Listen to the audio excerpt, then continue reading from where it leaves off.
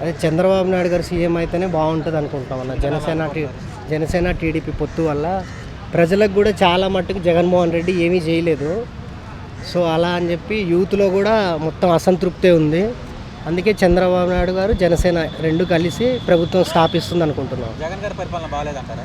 జగన్ గారి పరిపాలన రోడ్లు మట్టికి ఒక 50% చేశారు, అంతేగాని ప్రజల్ని బాగా సోమరిపోతులను చేసేస్తున్నాడు ఏపీలో.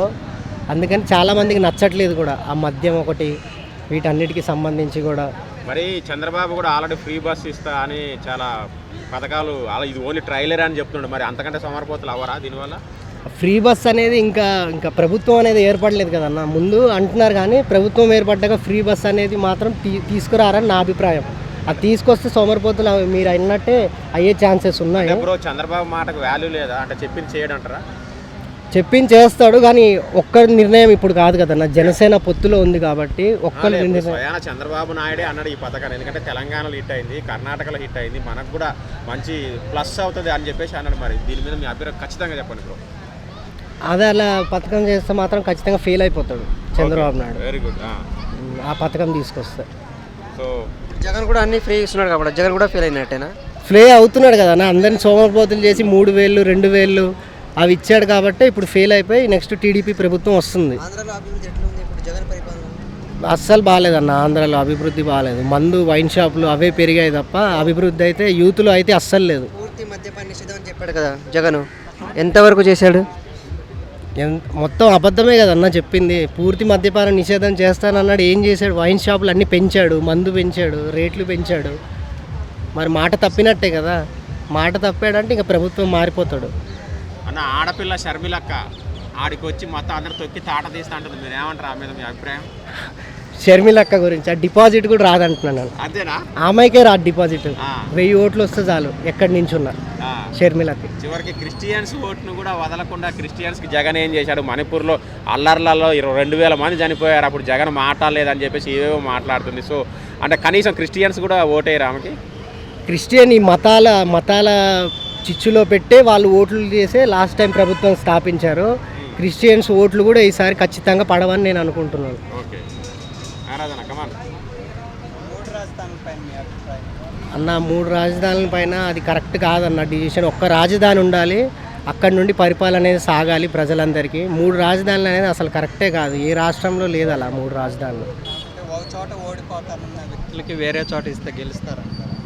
అది 100% గెలవరన్న. ఒక చోట ఓడిపోయే వ్యక్తులకి వేరే చోట మారిస్తే అలా ఎలా గెలుస్తారు? అసలు మార్చే ప్రాసెసే కరెక్ట్ కాదు.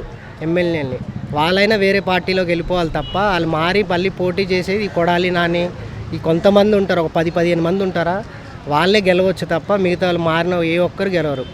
అదే పెద్ద మైనస్. ఓట్లు ఎక్కువగా ఉన్నాయి, మొత్తం 1-2 చోట్ల చాలా మందికి ఉన్నాయి అంటారు. నిజంగా మీరు ఏపీ వాళ్ళు కాబట్టి మీకు ఏమైనా ఐడియా ఉందా దాని మీద? ఉన్నాయన్న, చాలా ఉన్నాయి. జగన్మోహన్ రెడ్డి ముందే ప్లాన్ చేసి చాలా దొంగ ఓట్లు క్రియేట్ చేసి పెట్టాడు ఏపీలో.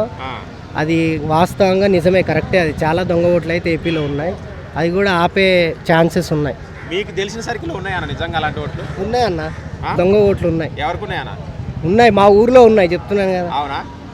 మన్యం జిల్లా విజయనగరం పక్కన మన్యం జిల్లాలోనే ఉన్నాయి దొంగ ఓట్లు చేశారు. అంతేగాని ప్రజల్ని బాగా సోమరిపోతులను చేసేస్తున్నాడు ఏపీలో. అందుకని చాలామందికి నచ్చట్లేదు కూడా ఆ మద్యం ఒకటి, వీటన్నిటికీ సంబంధించి కూడా. మరి చంద్రబాబు కూడా ఆల్రెడీ ఫ్రీ బస్ ఇస్తా అని చాలా పథకాలు అలా, ఇది ఓన్లీ ట్రైలర్ అని చెప్తున్నాడు. మరి అంతకంటే సమర్పోతులు అవ్వరా దీనివల్ల? ఫ్రీ బస్ అనేది ఇంకా ప్రభుత్వం అనేది ఏర్పడలేదు కదన్న. ముందు అంటున్నారు కానీ ప్రభుత్వం ఏర్పడ్డాక ఫ్రీ బస్ అనేది మాత్రం తీసుకురారని నా అభిప్రాయం. అది తీసుకొస్తే సోమరిపోతులు మీరు అన్నట్టే అయ్యే ఛాన్సెస్ ఉన్నాయి. బ్రో, చంద్రబాబు మాటకు వాల్యూ లేదా అంటే చెప్పింది చేయడంటారా? చెప్పింది చేస్తాడు కానీ ఒక్కరి నిర్ణయం ఇప్పుడు కాదు కదన్న. జనసేన పొత్తులో ఉంది కాబట్టి ఒక్కరి నిర్ణయం. చంద్రబాబు నాయుడే అన్నాడు ఈ పథకాన్ని, ఎందుకంటే తెలంగాణలో హిట్ అయింది, కర్ణాటకలో హిట్ అయింది, మనకు కూడా మంచి ప్లస్ అవుతుంది అని చెప్పేసి అన్నాడు. మరి దీని మీద మీ అభిప్రాయం ఖచ్చితంగా చెప్పండి బ్రో. అదే అలా పథకం చేస్తే మాత్రం ఖచ్చితంగా ఫెయిల్ అయిపోతాడు చంద్రబాబు నాయుడు. Very good. ఆ పథకం తీసుకొస్తే.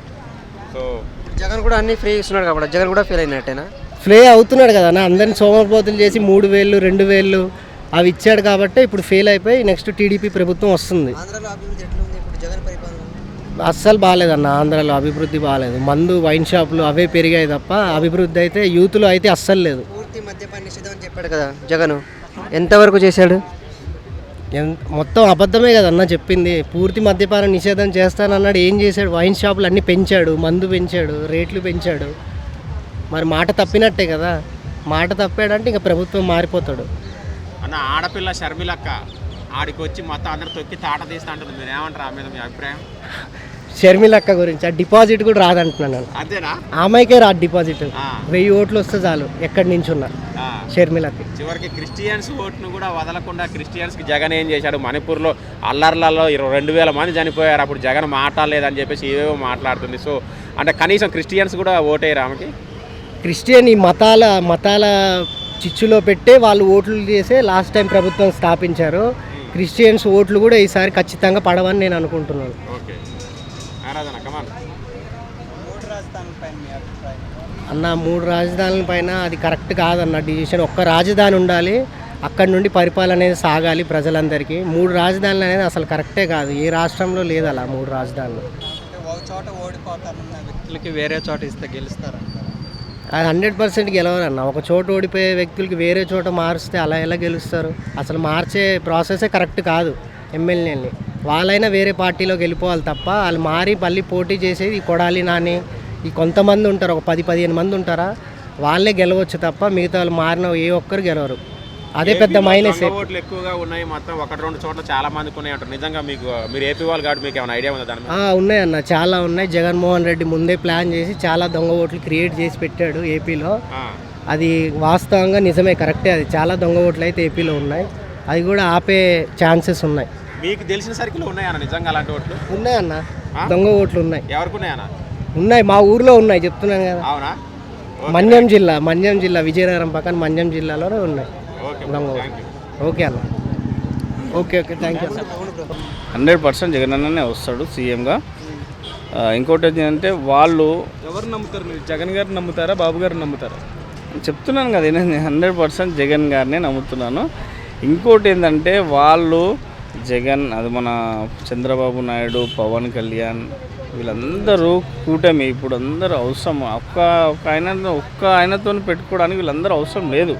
ఒకవేళ చంద్రబాబు నాయుడు అంత 3 టర్మ్స్ సీఎం చేసిండు, అతను చేసిన ఆయన ఇంత కూటమి పెట్టుకొని ఒక్క అతని పైన వెళ్ళడం అంతగా ఆయన నాలెడ్జ్కి ఆయన వెళ్ళినా సరిపోతుంది. కానీ వాళ్ళ వల్ల కాదు. ఇప్పుడు ప్రజెంట్గా చెప్పాలంటే ఎంతమంది వచ్చినా జగన్ గారు గెలుస్తారు. 102 కాదు, ఎంతమంది ఏకమై వచ్చినా కానీ 100% నెక్స్ట్ సీఎం జగన్ గారే సీఎం అవుతారు. థ్యాంక్ యూ అన్న. Thank you.